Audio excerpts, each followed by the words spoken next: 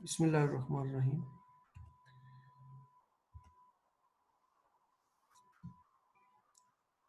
Last lecture हमने input और output को स्टार्ट किया था। उसमें हमने ये चीज़ पढ़ी थी कि इनपुट के लिए सी के अंदर जो डिफरेंट फंक्शंस हैं उनके नाम क्या हैं।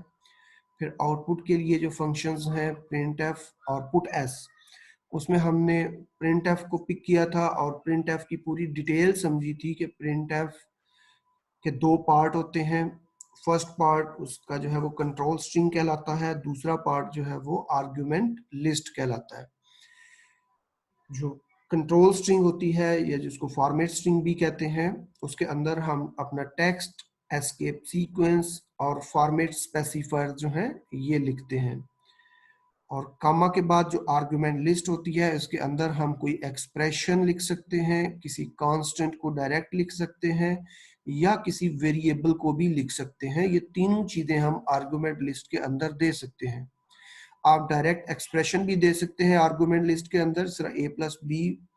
इसी तरह आप डायरेक्ट एक कांस्टेंट भी लिख सकते हैं 5 या कोई फ्लोट जिसको आपने थ्रू प्रिंट एफ डिस्प्ले करवाना है, या आपने कोई वेरिएबल लिया हुआ है और उसकी कोई भी वैल्यू जो है उसको आपने डिस्प्ले करना है, तब भी आपने उसको आर्गुमेंट लिस्ट के अंदर यूज करना है। अब हम देखते हैं कि ये जो फॉर्मेट स्पेसिफायर थे ये कल हमने लिस्ट देखी थी नेक्स्ट लास्ट लेक्चर के अंदर, कि इंटीजर के लिए होते हैं, फ्लोट के लिए होते हैं, कैरेक्टर के लिए और स्ट्रिंग के लिए। that specifies the format according which values will be read and displayed। ये फॉर्मेट स्पेसिफायर एक तो हमें वेरिएबल की डाटा टाइप बता रहा होता है, और एक और इसके अंदर चीज हम ऐड कर सकते हैं, वो होती है फील्ड विड्थ। किसी भी फॉर्मेट स्पेसिफायर के बिटवीन हम फील्ड विड्थ भी मेंशन कर सकते हैं। फील्ड विड्थ क्या होती है? The number of columns used to display a value on the screen.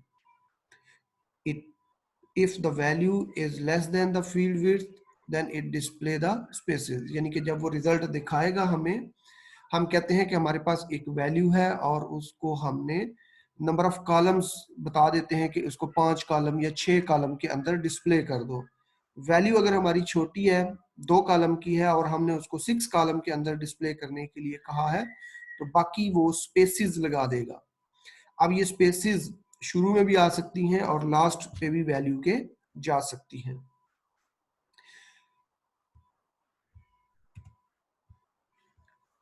यहाँ पे एक वेरिएबल डिक्लेयर करके इंट m इक्वल 56, इस m को अगर हम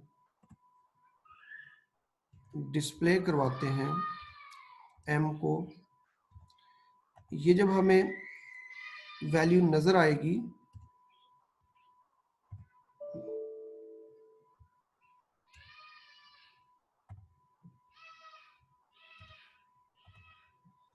ये 56 आप नोट करें, आपको इसकी जो प्लेस है ये यहाँ पे नजर आ रहा है, स्टार्ट के ऊपर बिल्कुल कॉर्नर के ऊपर 56 लिखा नजर आ रहा है। अब यहाँ पे ये जो हमने फॉर्मेट स्पेसिफायर दिया है इसके बिटवीन अगर हम कोई यहाँ पे डिजिट डाल देते हैं 5, this 5 is a field width. It tells that the value of m should be displayed in 5 columns but it display on 2 columns। remaining columns will be filled by white spaces। 5 columns हैं, 2 column में इसने show होना है, 3 spaces होंगी। अब आपने इसकी location check करनी है। अब ये जो 56 है इसकी लोकेशन क्या है? यहाँ पे स्टार्ट के ऊपर 3 स्पेसेस लगी हुई हैं और फिर 56 शो हो गया। अगर हम फील्ड विड्थ को बढ़ाते जाएंगे, यानी हम 15 कर देते हैं, तो 15 का मतलब है कि अब ये यहाँ पे चली गई है वैल्यू। इसकी जरूरत हमें क्यों पड़ती है? इसकी जरूरत हम उस वक्त समझते हैं कि जब हमारे पास अगर कोई वैल्यूज जो हैं वो कम ज्यादा हैं, कोई 2 डिजिट की वैल्यू है, कोई 3 डिजिट की है, कोई 4 डिजिट की है, और हम उसको एक अलाइनमेंट देना चाहते हैं। तो तब हम ये फील्ड विड्थ जो है वो यूज करते हैं। हम डिफरेंट वेरिएबल्स ले लेते हैं, फिर उनको डिस्प्ले करवाते हैं। जिस तरह m जो है ये 56 है, फिर n ले लेते हैं, इसकी वैल्यू 3 कॉलम्स की है। o जो है इसको हम दे देते हैं 4 कॉलम्स। फिर एक और वैल्यू है p, इसको आप दे देते हैं जस्ट 7। अब आप इन तमाम वैल्यूज को प्रिंट करवाते हैं।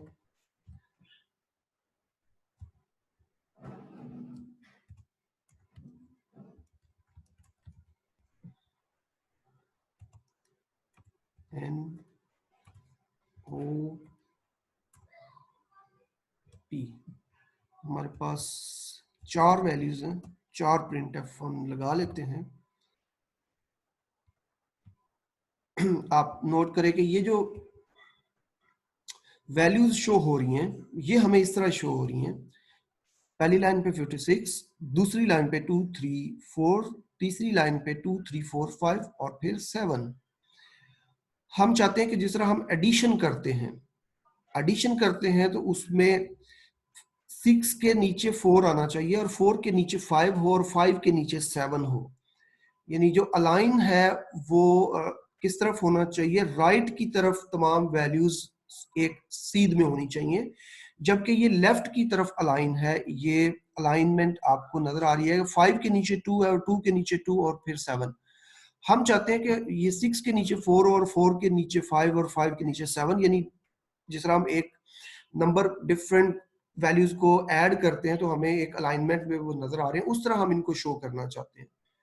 तो तब हमें ये फील्ड विड्थ हेल्प करेगी। अगर हम यहाँ पे इसको इस तरह कर दें कि ये तमाम वैल्यूज की फील्ड विड्थ हम 4 कर दें, इसमें मैक्सिमम वैल्यू जो है वो 4 कॉलम ले रही है, तो हम कहते हैं कि ये वैल्यू भी 4 कॉलम ले, ये वैल्यू भी 4 कॉलम ले, ये भी 4 ले और ये भी 4 कॉलम ले और फिर इसको डिस्प्ले करें।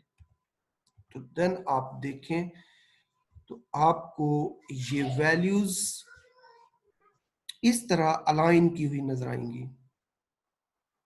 6 के नीचे 4, 4 के नीचे 5 और फिर 7। तो ये फील्ड विड्थ का यूज है कि आप अगर डिफरेंट वैल्यूज को इस तरह अलाइन करना चाहते हैं तो आप इसको अलाइन कर सकते हैं।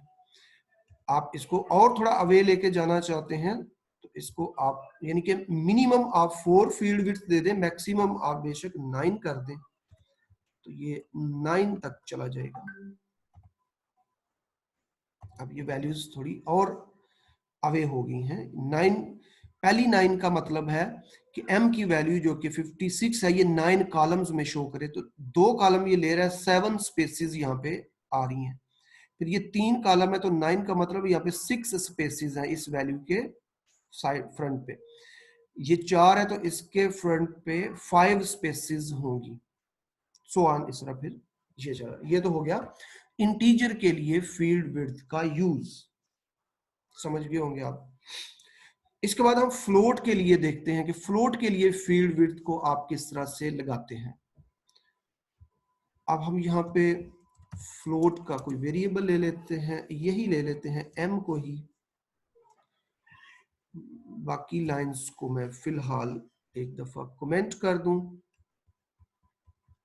क्योंकि हम एक वेरिएबल को अभी फिलहाल यूज करते हैं। m की वैल्यू आपने रख ली सपोज 56.12345। हम कहते हैं कि ये हमारी जो वैल्यू है ये जब शो हो तो इसमें जो पॉइंट के बाद डिजिट है वो सिर्फ 2 डिजिट शो हो। जितनी बड़ी वैल्यू हो सिर्फ हम इसको राउंड करना चाहते हैं 2 डिजिट्स तक, हम यहाँ पे फील्ड विड्थ जो है वो दे सकते हैं। अच्छा, पहले तो हम इस पूरी वैल्यू को डिस्प्ले करवाते हैं। फ्लोट m ये लिया, उसके बाद परसेंटेज f और m की वैल्यू को डिस्प्ले कर रहे हैं। दीज ये लाइनें इग्नोर करनी है, ये हमने कमेंट की हुई है। कंपाइल कर लिया, यहाँ पे सेमीकोलन, कंपाइल हो गया, उसके बाद आप रन कर देंगे। रन करेंगे तो ये हमें इस तरह वैल्यू दिखा रहा है। इसको 7 कर देते हैं।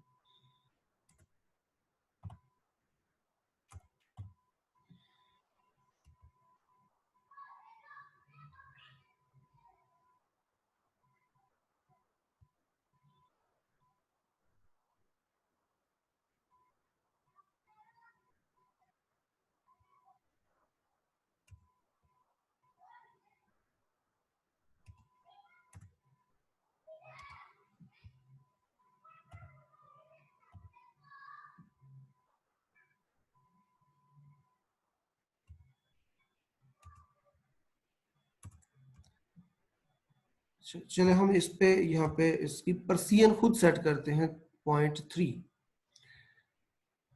Percentage F 0.3। इसमें एम को जब हम डिस्प्ले करेंगे तो क्या करें कि ये 0.3 का मतलब है कि ये इसको 3% तक सिर्फ शो करे। ये 56.123 जो है इसको शो करेगा।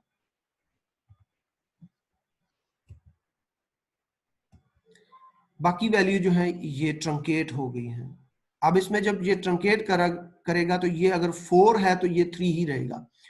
अगर यहाँ पे 5 होता 4 की जगह, तो अब ये जो वैल्यू है ये 1.24 बन जाएगी, क्योंकि 3% तक इतना तो रहेगा। ये जब खत्म होगा 557 तो ये इस 3 को 4 कर देगा।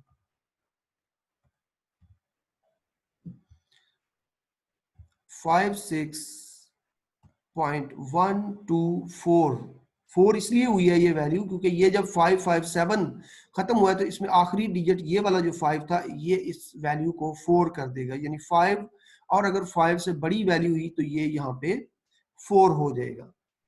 इस तरह ये फ्लोट के लिए आप इस तरह फील्ड विड्थ भी दे सकते हैं। अब अगर हम फील्ड विड्थ देते हैं 9 तो इसका मतलब है कि टोटल वैल्यू जो है ये 9 कॉलम में ये शो होगी फ्लोट की। 3% तक आप लेंगे, यानी ये वैल्यू जो बनेगी ये टोटल कॉलम ले रही है 3 और 3 6, और 9 कॉलम्स के अंदर जब इसको शो करेगा तो स्टार्ट के ऊपर 3 स्पेसिस और फिर ये वैल्यू आएगी। 3 स्पेसिस होंगी और फिर ये वैल्यू आ रही होगी। तो इस तरह फ्लोट के लिए जो है हम इसको विद पर्सियन भी यूज कर सकते हैं। और अगर जस्ट आपने पर्सियन ही देनी है, फील्ड विड्थ ना भी दें तो फ्लोट के लिए अक्सर आप प्रोग्राम्स देखेंगे तो उसमें फील्ड विड्थ की वैल्यू यहाँ पे नहीं होती, बल्कि पर्सियन जो है फ्लोट के लिए वो दी होती है। 2 है, 3 है, 4 है, जितनी पर्सियन आपने रखनी है वो यहाँ पे रख सकते हैं।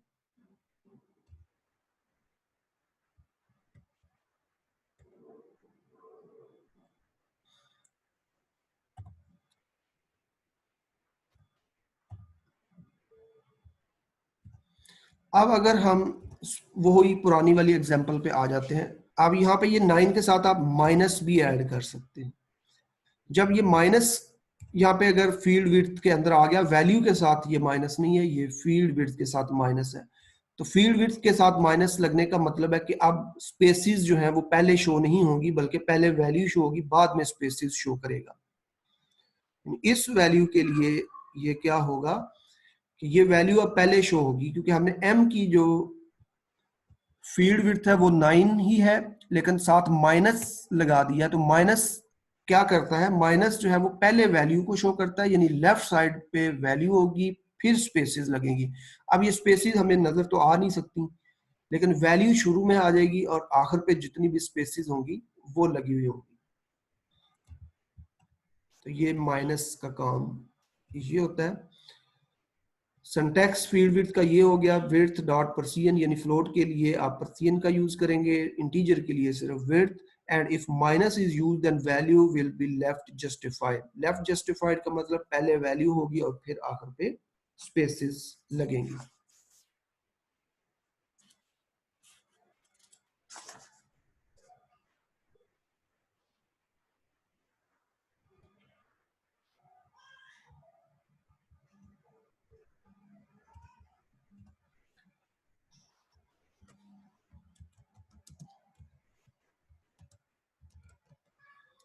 नेक्स्ट चीज है जी एस्केप सीक्वेंस, जो कि हम प्रिंट एफ के अंदर यूज करते हैं एस्केप सीक्वेंस का। They modify the format of output. ये आउटपुट का जो फॉर्मेट है उसको मॉडिफाई करते हैं। आउटपुट का फॉर्मेट क्या है? आउटपुट अगर हम यहाँ पे ये स्लैश एन का यूज ना करें, फिर आपको ये तमाम वैल्यूज जो हैं वो किस तरह नजर आएंगी।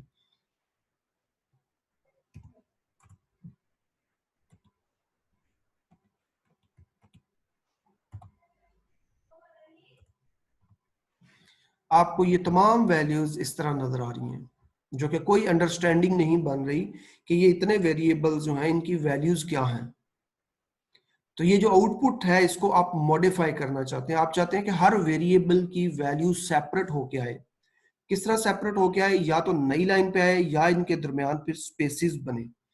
तो उसके लिए फिर हम क्या यूज करते हैं? Different escape sequence. जो कि एस्केप सीक्वेंस का काम क्या है कि modify the format of output. तो इनकी एक पूरी लिस्ट है। सबसे पहले स्लैश ए होता है, ये बीप के लिए होता है, स्पीकर से बीप आती है। फिर slash B for back space, slash F for form feed, ये प्रिंटिंग के लिए यूज होता है।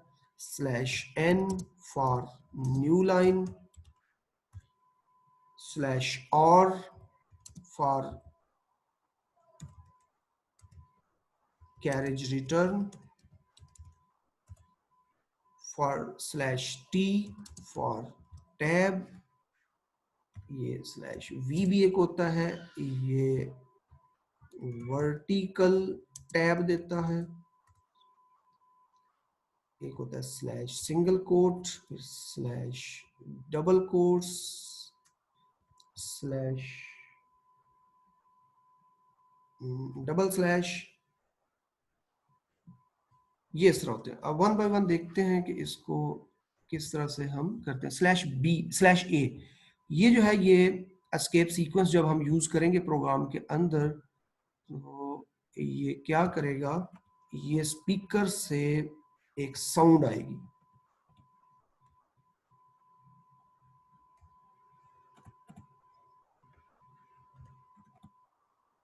सिंपल आप यहाँ पे स्लैश ए लगाएं, उसके बाद इसको कंपाइल करें, उसके बाद इसको रन करें, तो आपको स्पीकर से एक साउंड जो है वो आएगी। स्लैश ए फॉर बीप, ये एस्केप सीक्वेंस बीप जनरेट करता है। इसके बाद slash B for back space है। यहाँ पे हम अगर लिखते हैं ए बी सी और फिर साथ लिखते हैं डी ई एफ और इसके दरमियान हम लगाते हैं स्लैश बी। अब इसकी जो आउटपुट आएगी, स्लैश बी खुद डिस्प्ले नहीं हो सकता, इसकी जो आउटपुट बनेगी वो आएगी A B D E F. ये जो सी है ये बैक स्पेस से खत्म हो जाएगा, तो A B D E F, A B D E F, ये स्लैश बी का यूज। स्लैश बी के बाद स्लैश एफ, वो स्लैश एफ का यहाँ पे हम यूज नहीं कर सकते क्योंकि ये प्रिंटिंग के लिए यूज होता है, हम डॉक्यूमेंट को प्रिंट नहीं कर रहे। फिर स्लैश एन, अगर यहाँ पे स्लैश एन डाल दिया जाए तो ये दो लाइनों पे आएगा। ए बी सी पहली लाइन पे एक ही प्रिंट एफ है, लेकिन ये दो लाइनों पे इस चीज को शो कर रही है। एस्केप सीक्वेंस का काम है आउटपुट को मॉडिफाई कर देना। स्लैश और, स्लैश और जो है ये होता है कैरेज रिटर्न। इसका काम होता है कि कर्सर को स्टार्ट पे ले जाए। तो अब ये जब प्रिंट एफ चलेगी तो इसकी जो आउटपुट आएगी वो आएगी डी ई एफ। इसकी आउटपुट आएगी डी ई एफ। चला के देखते हैं इसको, D E F. A B C overwrite हो गया। सबसे पहले ये ए बी सी ही इसने आउटपुट पे लिखा था प्रिंटफ ने, लेकिन आर से ये कर्सर स्टार्ट पे गया और ए के ऊपर डी लिखा गया, बी के ऊपर ई और सी के ऊपर एफ। और अगर हम इसको बढ़ा दें थोड़ा, इस तरह कर दें, तो अब ये इसकी जो आउटपुट आएगी वो आएगी D E F X Y Z. D E F X Y Z. क्यों? क्योंकि ये लिखा तो पूरा गया था, लेकिन स्लैश आर की वजह से ये चीज स्टार्ट पे गई और डी ई एफ इसके ऊपर ओवरराइट होके आ गया।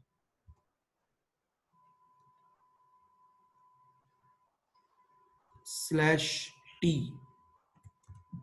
T for tab.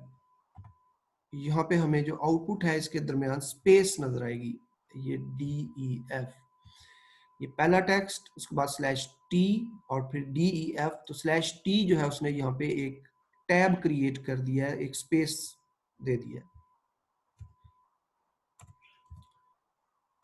Vertical tab को भी चेक करते हैं, नहीं चला यहाँ पे। डिफरेंट कंपाइलर्स के ऊपर ये चल जाता है, डिफरेंट पे नहीं चलता।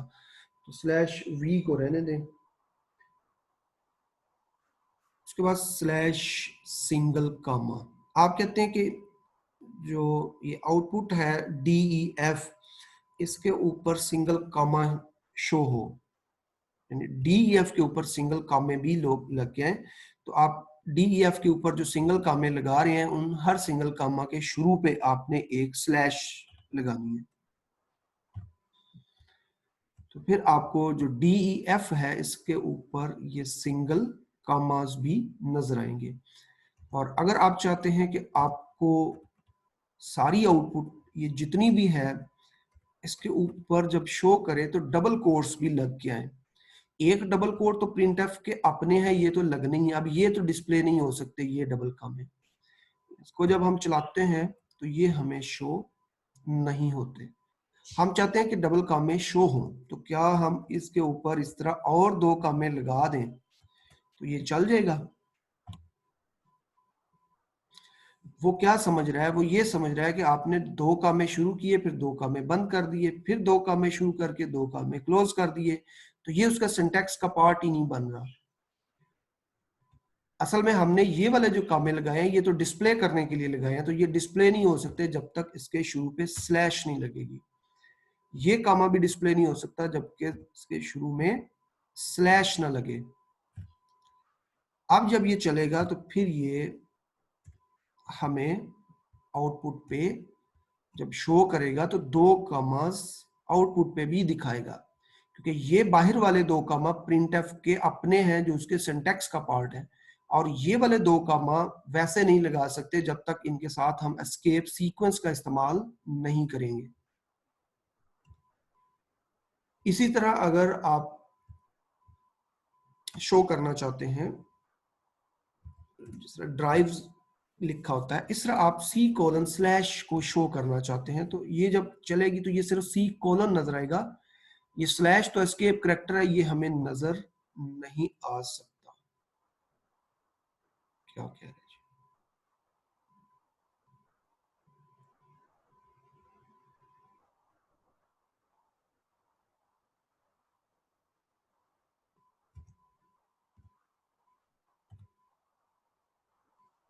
अब आएगा सी कोलन डबल स्लैश होगा तो एक स्लैश जो है वो डिस्प्ले हो रहा होगा। दूसरा ये डिफरेंट एस्केप सीक्वेंस हैं, जिनमें ज्यादातर यूज होने वाला जो एस्केप सीक्वेंस है वो स्लैश टी और स्लैश एन। जब भी आप डिफरेंट आउटपुट शो करवाते हैं तो आपने स्लैश टी का इस्तेमाल और स्लैश एन जो है उसका इस्तेमाल करना है। सर एक एग्जांपल है, आपको अगर एक ट्रायंगल डिस्प्ले करनी है तो वो आप इस तरह कर सकते हैं। आप ये लगाई, उसके बाद आपने इसको चलाया, जब आप देखेंगे तो आपको ये एक लाइन में नजर आ रही है। आप कह रहे हैं कि एक पहली लाइन में एक स्टार है, फिर दो स्टार दूसरी लाइन में चले जाएं, फिर तीन स्टार, 4 स्टार और फिर 5 स्टार। ये हमें जो है इस तरह एक ट्राइएंगल शो करवा रही है with the help of /n escape sequence.